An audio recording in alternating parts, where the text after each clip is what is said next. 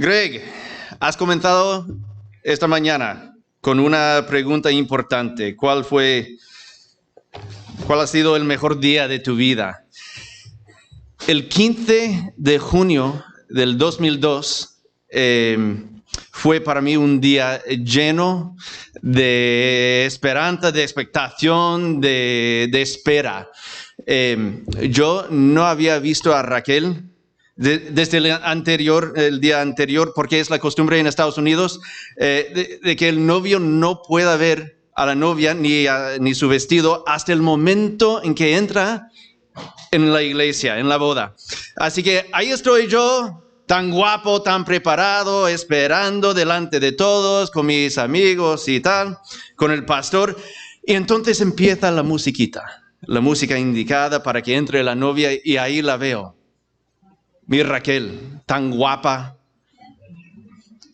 se acerca a la puerta de la iglesia, y cuando está a punto de entrar en el templo, de repente se aparta y se esconde ahí al lado de la puerta para que nadie la pueda ver. Y su padre, Ronaldo, está ahí, otra amiga que nos estaba ayudando a organizar la boda. Se le acercan rapidísimo y yo no sé lo que está pasando, si está a punto de desmayarse, si quiere huir, si no quiere casarse conmigo, si se ha echado para atrás.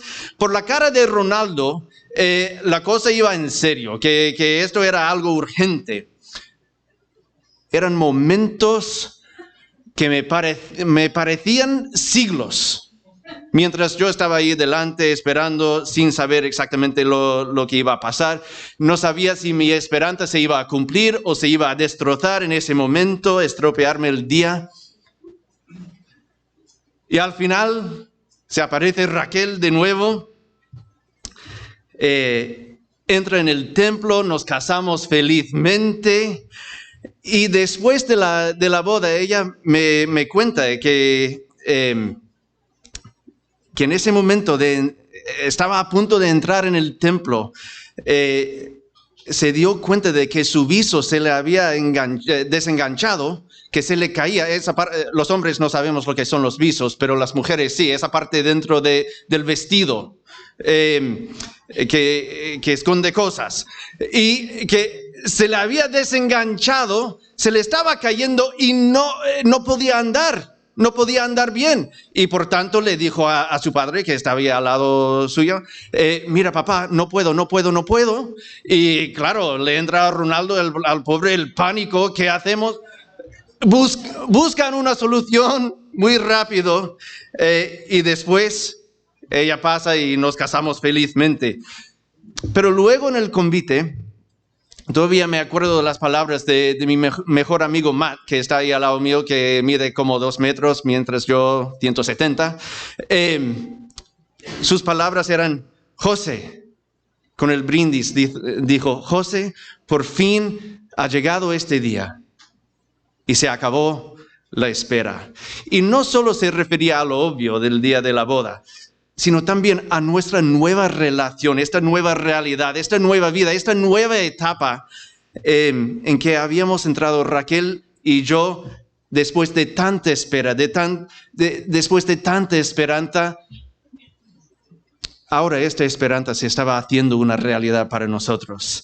Y hoy vamos a ver cómo la esperanza de un hombre, y en realidad es la esperanza de todo un pueblo, todo el pueblo de Israel, se hace una realidad. Y después vamos a ver lo que tiene que ver esa esperanza con nosotros y nuestros corazones. Así que os invito a acompañarme a Lucas 1, 67 a 79. Ahí estamos. Lucas 1, 67 a 79.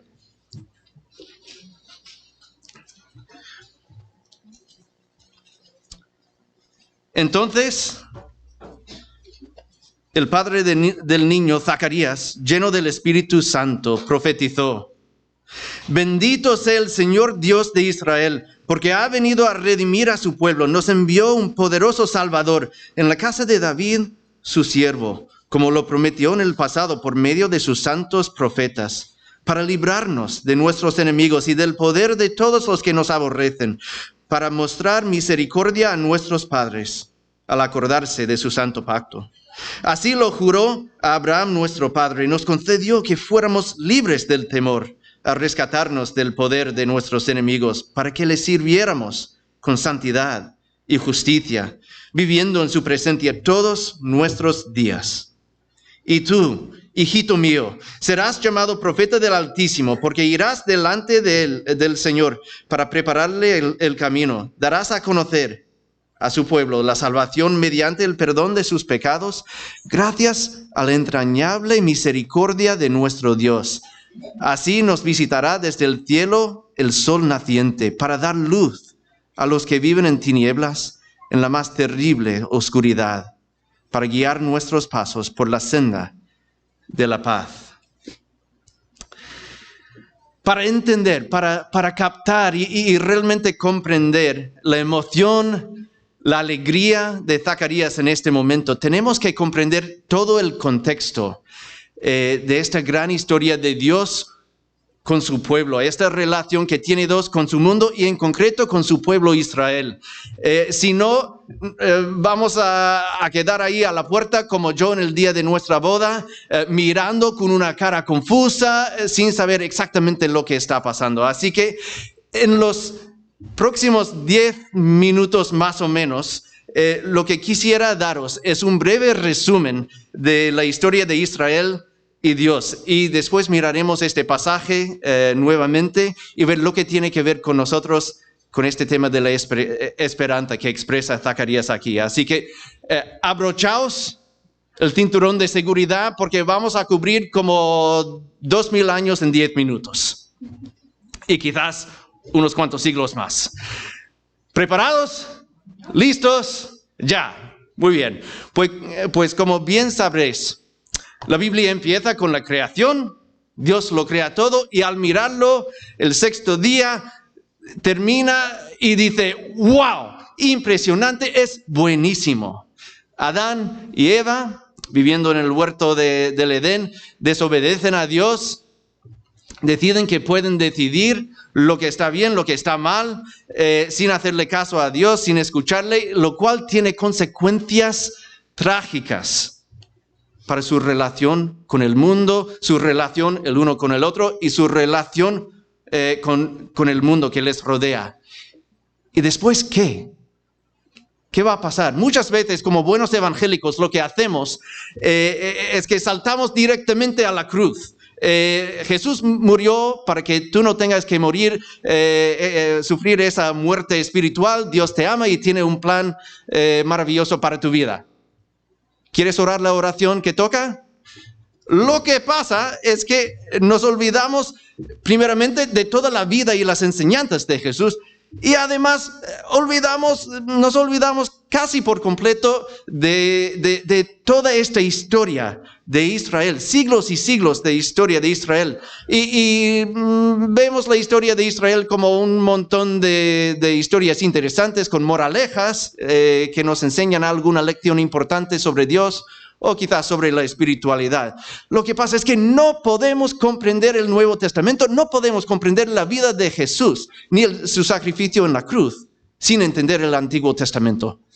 Esa primera parte de la historia. Así que, y tampoco podemos entender lo que dice Zacarías aquí, sin entender esta gran historia de Israel.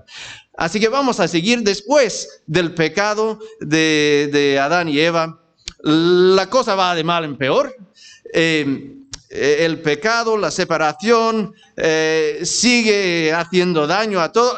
Caín mata a su hermano Abel. Dios intenta empezar de nuevo con un diluvio, con Noé, pero al final las cosas van de mal en peor otra vez en la Torre de Babel. Y queda la pregunta: ¿cómo va a corregir Dios este problema del pecado, este problema principal de la humanidad, esta separación que experimentamos, las consecuencias del pecado para toda la creación? ¿La va a restaurar? Y si lo va a hacer, ¿cómo lo va a hacer?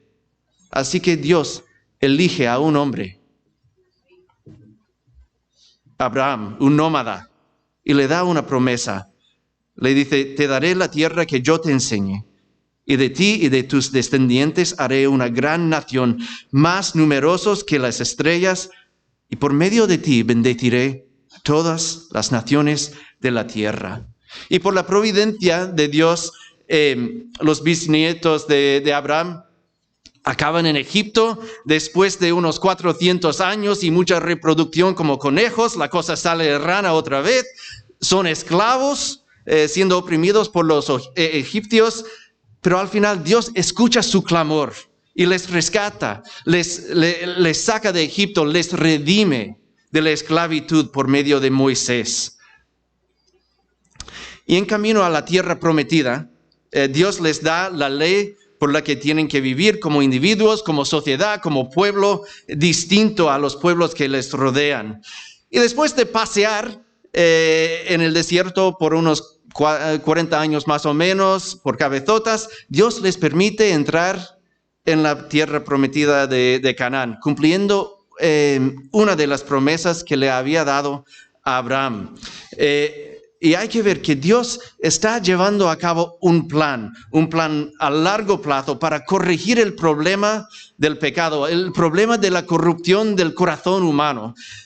Y lo está haciendo a través de un pueblo muy imperfecto que forma parte del problema, es que tiene tela. Al final el pueblo dice, Dios, queremos ser como las demás naciones, queremos nuestro propio rey. Y Dios les dice, mira, yo seré vuestro rey. Y dicen, no, lo que queremos es un rey humano como las demás naciones. Y Dios les responde, pues vale, pero no os va a gustar. Así que Dios elige a Saúl, va bien por un rato, después va de mal en peor otra vez. Dios rechaza a Saúl y elige a David, un hombre tras el corazón de Dios. Y aunque David tampoco es perfecto, porque hay toda una telenovela de adulterio, de asesinatos, es un padre pasivo, y a pesar de sus imperfecciones, Dios hace un pacto eterno con él. Y en 2 de Samuel 7 le dice, cuando mueras, yo estableceré a uno de tus descendientes y lo confirmaré en el reino. Él me construirá un templo, yo afirmaré su reino para siempre.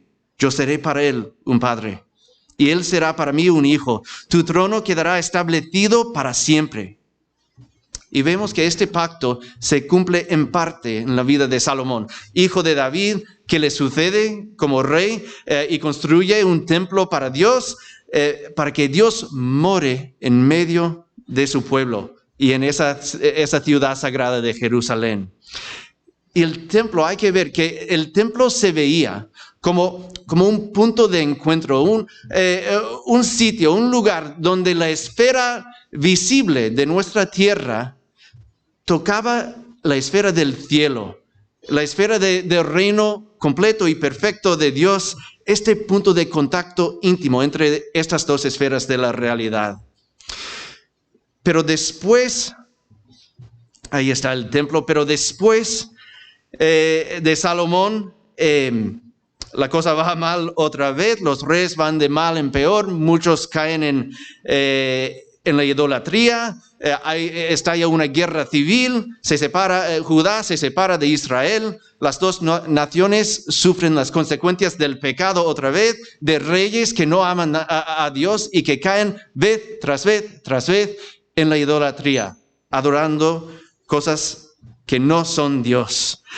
Y Dios llama a ciertas personas, a ciertos profetas, para avisar a su pueblo, para avisar a Israel, para avisar a Judá, que si no cambian su manera de vivir, que si no se cortan con la idolatría, Dios les va a castigar y les va a echar de la tierra prometida, dejará de protegerles de sus enemigos. Y al final es así. Es así. Primero Israel acaba en el exilio y un siglo después Judá también es invadida y llevada al exilio. Y el profeta Ezequiel es muy curioso porque él describe una visión en el capítulo 11, 12 de Ezequiel.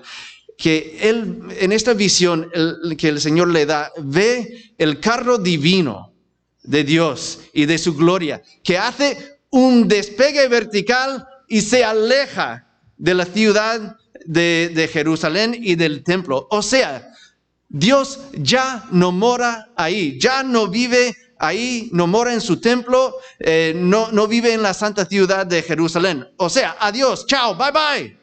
Se va, se aleja.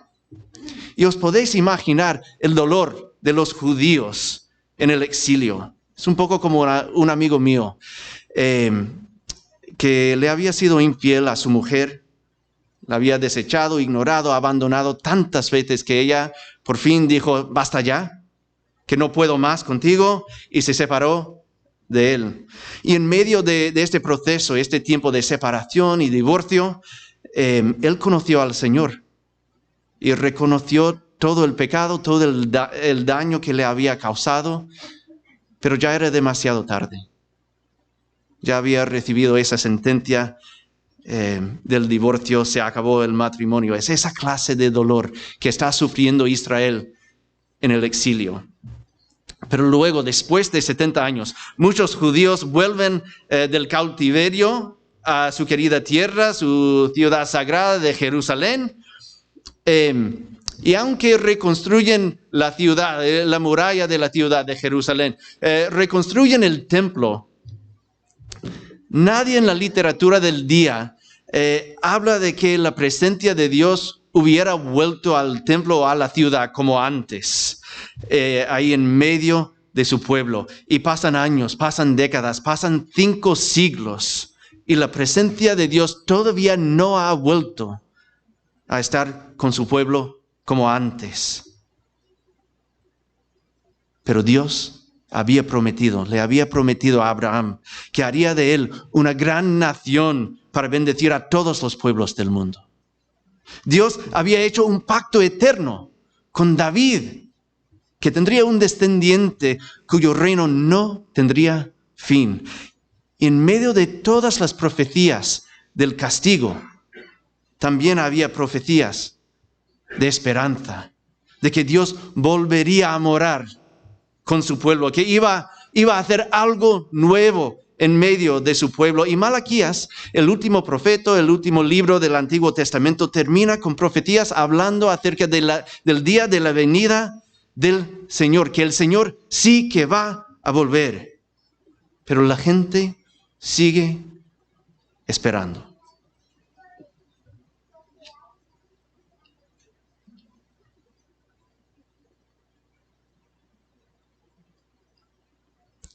Y después de 5 siglos, 5 siglos largos de espera para los israelitas, un día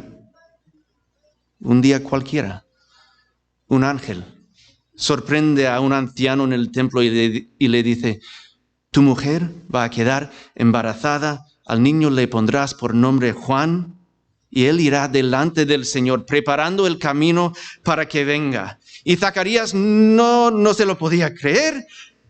Así que el ángel Gabriel coge el mando divino, lo apunta a Zacarías y le pone en silencio durante 9 meses, como señal de que su palabra era verdadera.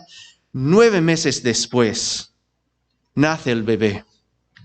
Zacarías le pone por nombre Juan, y de repente Zacarías puede hablar, e inspirado por el Espíritu Santo, profetiza y exclama este cántico donde alaba a Dios como el Dios que ha venido, literalmente, que ha venido a visitar, se ha acercado a su pueblo de nuevo, a Israel nuevamente, porque es el Dios de salvación, es el Dios de libertad, es el Dios que es fiel y que está cumpliendo su palabra que le dio a Abraham siglos atrás.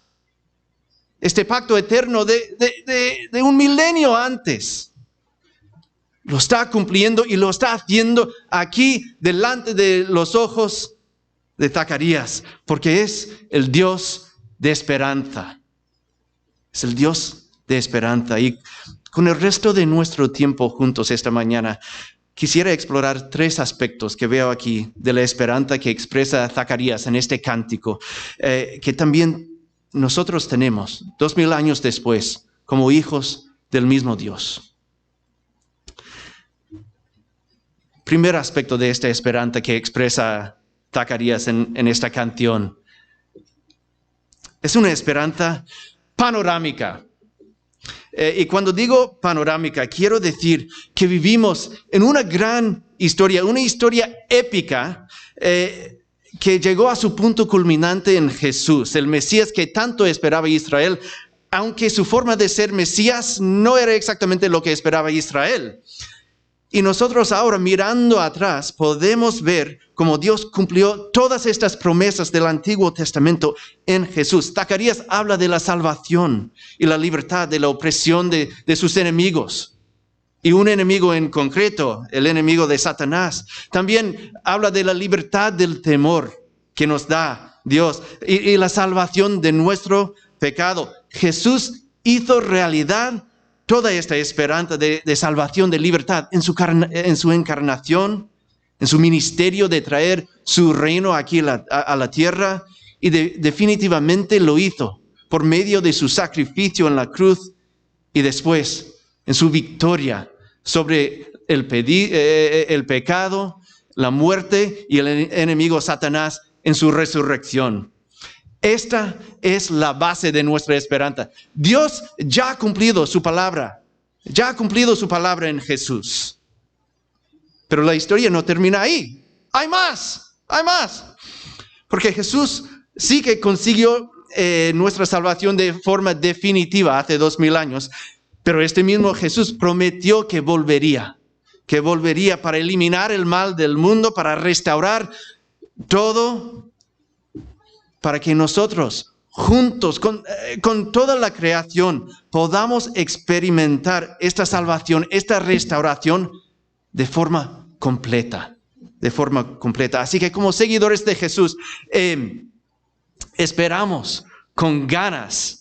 Y esto es lo que estamos celebrando. No solo estamos celebrando la primera venida de Jesús, estamos mirando al futuro, a la segunda venida en este tiempo también, porque Dios tiene un futuro para nosotros.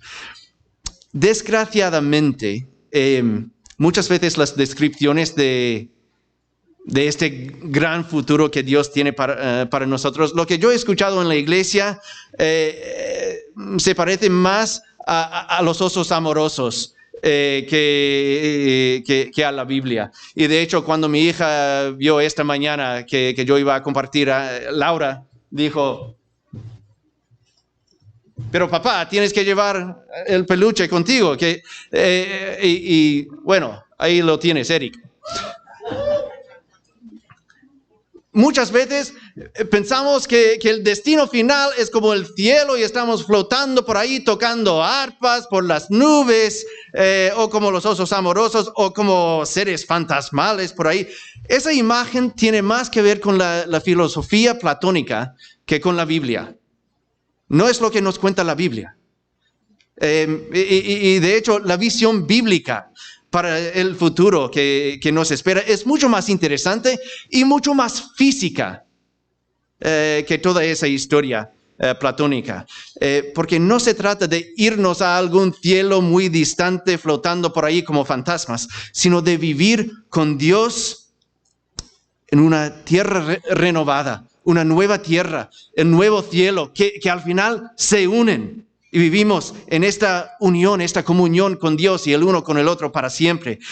No sabemos todos los detalles, así que no nos vamos a meter en muchos detalles, pero algunos detalles sí que tenemos. Y es curioso.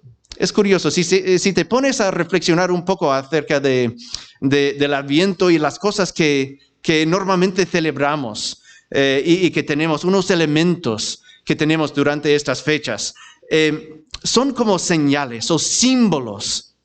Y desvelan unos ciertos deseos que tenemos en nuestros corazones para la eternidad. Solo comparto 3 símbolos que yo veo que son sencillos. Y puedes decir, pasar por alto y decir, es una tontería, pero no lo es. Son símbolos sencillos pero profundos.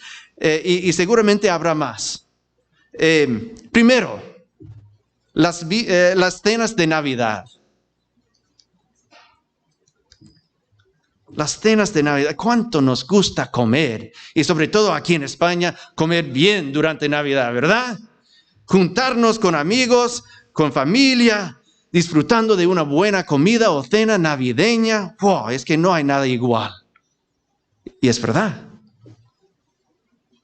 Después tenemos las luces de Navidad. En esta época del año de más oscuridad, los días son muy cortos, las noches muy largas, y ponemos guirnaldas especiales de luces, hacemos salidas especiales a Torrejón, o esta semana nosotros como familia bajamos a los jardines botánicos para ver la naturaleza encendida que tienen ahí, que ya no quedan entradas, porque todo el mundo quiere ver esta luz en medio de la oscuridad, nos llama, nos invita, nos inspira. Y después, esto puede ser más peligroso, pero creo que es importante también, el árbol de Navidad. Es curioso como esta tradición que nació en el norte de Europa y después se trasladó a América del Norte. Es curioso cómo se ha incorporado aquí en la cultura española a lo largo de las últimas décadas. Metemos un pino real o artificial, da igual, en nuestros salones, lo decoramos con adornos, ornamentos y luces, y parece que nos ofrece algo de belleza en medio de tanta oscuridad. Nos ofrece algo terapéutico para nuestros corazones. Las cenas, las luces, los árboles de Navidad. ¿Qué encontramos en los últimos 3 capítulos de la Biblia? Apocalipsis 19. Juan escribe la visión que el Señor le da. Y fijaos en lo que dice. Dichosos los que han sido convidados a la cena de las bodas del Cordero, que es Jesús. O sea, que en la nueva creación habrá fiesta real y mejor, porque va a ser una fiesta eterna, no solamente una fiesta pasajera como tenemos ahora.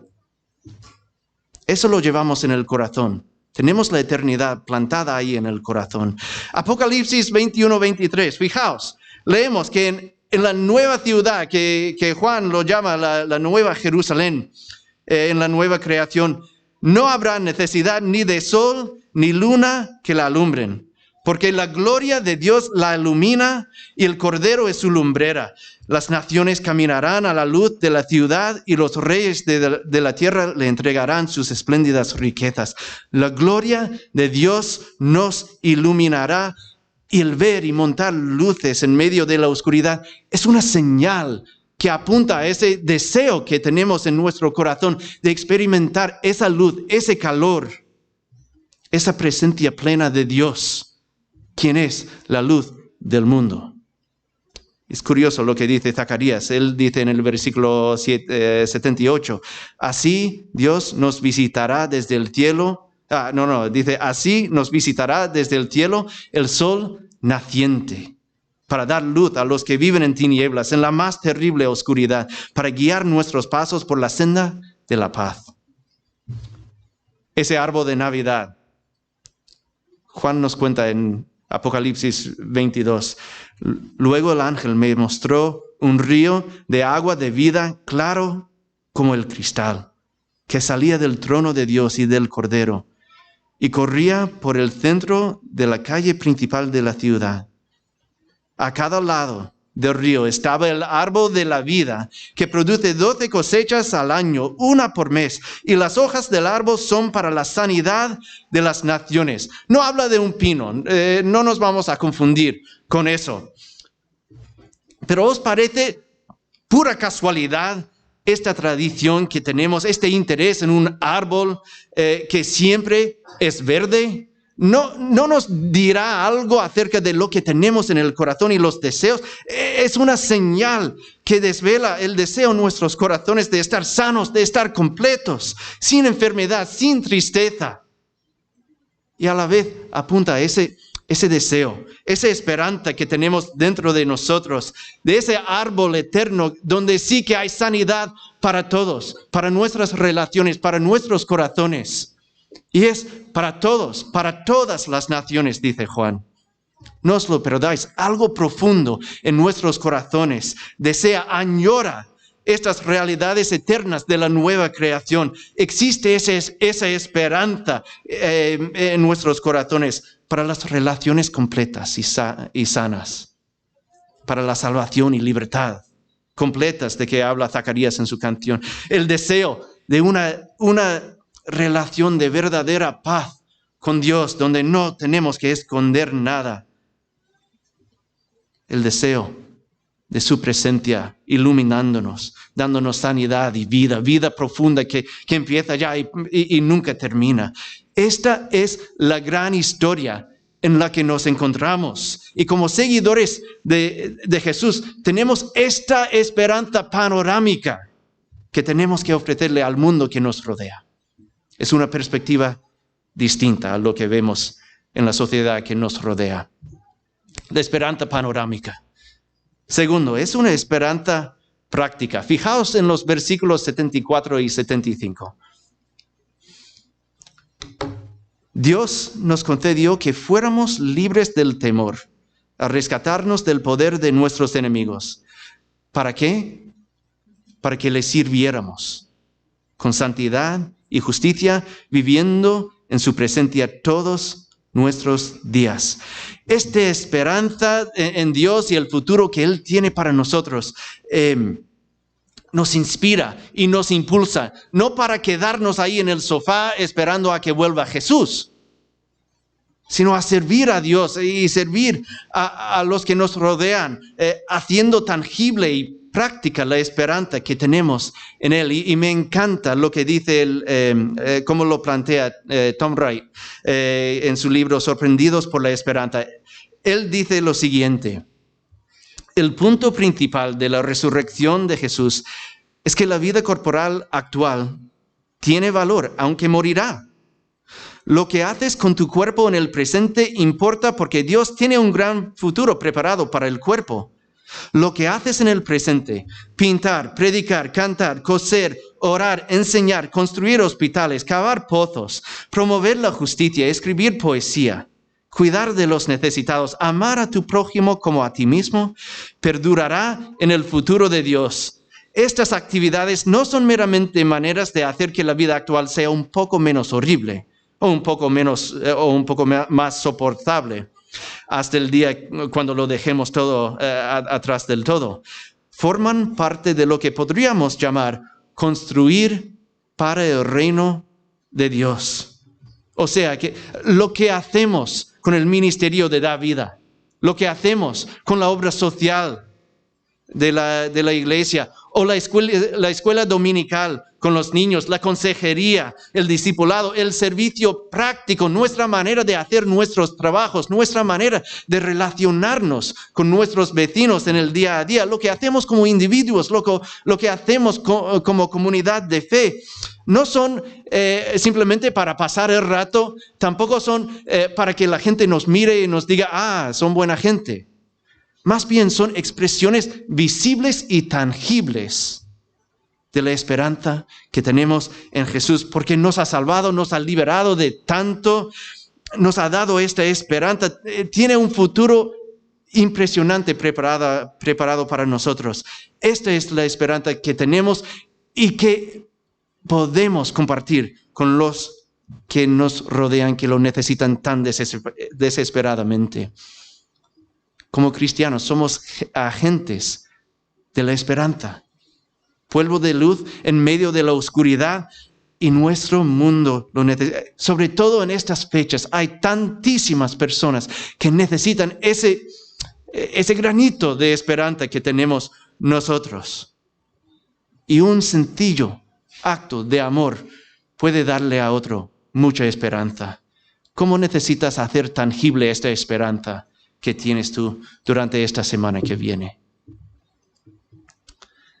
Muy bien. Estamos a punto de aterrizar el avión. Hemos visto la esperanza panorámica y épica. tenemos una esperanza práctica y tangible. Pero lo que quizás más me llame la atención es la esperanza personal de Zacarías y Elizabeth, porque tienen este deseo guardado, quizás incluso enterrado en sus corazones, y Dios lo ve. Dios les responde de forma sorprendente, les responde en un momento sorprendente, y en medio de esta gran historia que hemos visto esta mañana, esta gran historia de la salvación del mundo, Dios ve esas esperanzas, ve esos sueños personales que tuvieron ellos, y Él ve esas esperanzas y esos sueños que tú también tienes guardados en tu corazón.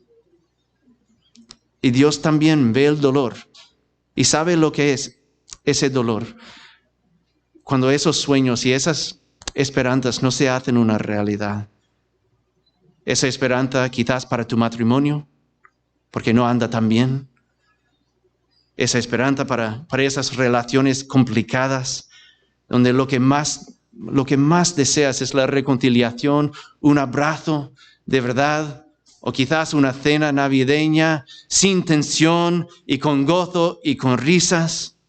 Esa esperanza para un trabajo digno, o quizás dirección para algo alguna situación en tu trabajo. Quizás es esa esperanza para tu cuerpo, porque la verdad es que físicamente no has estado bien. O para nosotros que somos padres, es la esperanza para tus hijos, para que vuelvan al Señor, para algunos de nosotros. Para algunos, quizás igual que Zacarías y Elizabeth, el deseo de tener hijos, esa esperanza. En el verano de 2007, así que empezamos en el 2002, 5 años más tarde, el verano de 2007, Raquel y yo decidimos que ya era hora de tener hijos, así que empezamos a buscar y nos encontramos con complicaciones de salud, endometriosis, otras complicaciones más espirituales. Pero seguíamos buscando, intentando concebir con mucho gusto, pero sin éxito. Adelantamos casi 2 años. Es mayo de 2009. Y no exagero porque no soy andaluz. 15 de nuestras amigas habían tenido hijas. Amigas, familiares, 15 habían tenido hijos. Algunos ya habían repetido como si estuvieran en el buffet chino, ¿vale? La cara que tenía. Todo el rato parecía que esta incapacidad de concebir le afectaba más a Raquel que a mí, porque yo siempre la animaba mes tras mes. Tranquila, Raquel, que ya nos tocará, no te preocupes, todavía hay esperanza. Hasta que recibimos una llamada de la hermana de Raquel. Ella también había tenido complicaciones, habíamos estado orando con ellos y por ellos durante tiempo, pero cuando nos dijo, no os lo vais a creer, estoy embarazada. Era casi como si alguien de repente me hubiera metido un cuchillo al corazón o me hubiera arrancado una costra de una herida que yo ni sabía que tenía. Raquel, por supuesto, estaba contentísima por ellos y yo les felicité, pero me costó. Y no lo esperaba, y no es que fuera celoso, ni que quisiera sentirme así. Pero era casi como que una nube negra descendiera sobre mi corazón y me dijera, José, nunca os va a tocar, a ver si el Señor os está escuchando. Me acuerdo una vez que ni podía estar en la misma habitación con Raquel cuando estaba hablando con su hermana y hablando de todos los detalles del bebé y de la ropa y de la cuna y la habitación y los colores y todo aquello. Me dolía tanto que yo no sabía qué más hacer, que apartarme e ir a otra parte de la casa. Era nuestro primer verano aquí en España y yo en mi tiempo devocional estaba estudiando el libro de Job. es largo, es doloroso, es confuso. Pero yo estaba sacando apuntes, tenía página tras página de apuntes. Y si te identificas tanto con Job, lo siento, pero algo te va muy mal en la vida. Y algo me iba muy mal ese verano. Intenté hablar con unos amigos buscando algo de consuelo, de consejo, por lo menos algo, dame algo. Y nada, porque no podían identificarse conmigo, no habían pasado por esa situación. Así que me sentía solo, un poquito amargado, la verdad. Y era casi como si alguien me hubiera robado la ilusión y la esperanza que tenía en mi corazón. Y aún así, sabía que el Señor no me había abandonado del todo. Y me acuerdo de una noche antes de acostarnos. Raquel y yo nos pusimos a orar y por fin habíamos llegado al punto, después de 4 o 5 meses, y yo llegué a ese punto, donde por fin podía orar y decir de todo corazón, Señor, te vamos a seguir y te vamos a servir con hijos, sin hijos, entregamos ese sueño a ti, porque somos tuyos y tú eres nuestra esperanza y nuestro deleite. Unas 6 semanas después, recuerdo claramente en nuestro piso en Córdoba, que Raquel entró una mañana mientras yo estaba sentado ahí y me mira y me hace una pregunta. Me pregunta, José, ¿estás listo para ser papá? ¿Qué dices? ¿Estás diciendo lo que pienso que estás diciendo? Sí. Y me enseñó, me mostró ese test. Como muchos sabéis, el Señor nos ha bendecido. No solamente con una, sino con 2. Con 2 hijas preciosas. Y esto no lo comparto con vosotros como una fórmula mágica para conseguir lo que tú quieres del Señor, para conseguir tus sueños y esperanzas cuanto antes. Porque Dios ni es Papá Noel, ni es el genio de Aladín. Esto lo comparto como testimonio, porque sé lo que es estar decepcionado y defraudado y frustrado, pero también sé cómo Dios ha intervenido en nuestra historia a su tiempo y no al nuestro, para recordarnos de su fidelidad, de su poder, de su entrañable amor para con nosotros. Y todavía tenemos estas fotos colgadas en la pared al lado de nuestra puerta para que todos los días tengamos ese recordatorio muy vivo de la fidelidad de Dios y que Él es el Dios de toda esperanza. Después de esperar tanto, años y años y décadas, Zacarías por fin cogió en brazos a su hijo y cantó sobre la esperanza que nos da el Dios vivo. Hace unos 11 años y medio, yo también cogí a mi hija en brazos. Y ahí vi en su cara la respuesta y el recordatorio vivo del Dios que hace realidad nuestras esperanzas. ¿Qué sueños, qué esperanzas tienes en tu corazón esta mañana que necesitas entregarle a Dios esta mañana? Vamos a orar.